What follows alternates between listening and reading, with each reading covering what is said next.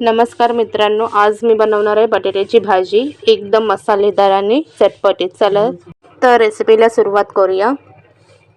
हे बघा, मी इथे बटाटा घेतलाय। आता मी किसलाय हा बटाटा आणि ह्याचे ना असे बारीक पीसेस केलेत।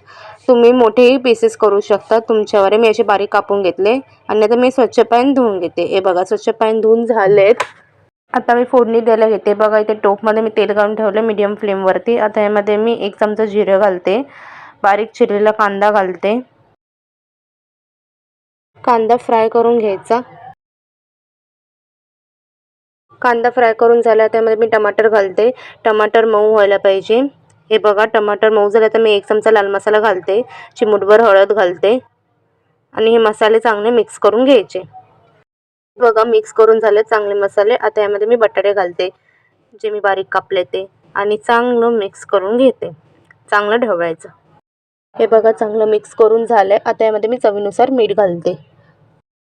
मिक्स करून घेते। आता मी वाफेवर शिजवायला ठेवते 15 मिनिटं स्लो फ्लेमवरती। 15 मिनिटं झाल्यावर मी झाकण काढते। हे बघा, चांगलं शिजलंय। हे बघा, बटाटे शिजले चांगले। बघा, आता मी कोथिंबीर घालते वरून। तर आपली भाजी रेडी झाली। आता मी सर्व करून दाखवते तुम्हाला। तर अशा प्रकारे आपली ही भाजी झाली आहे बटाट्याची। तुम्ही भाकरी चपातीसोबतही खाऊ शकता। अशा छान छान रेसिपीज बघण्यासाठी सानस किचन लाईक शेअर सबस्क्राईब करा, इतरांनाही शेअर करा रेसिपी। चला भेटू पुढच्या रेसिपीला। बाय।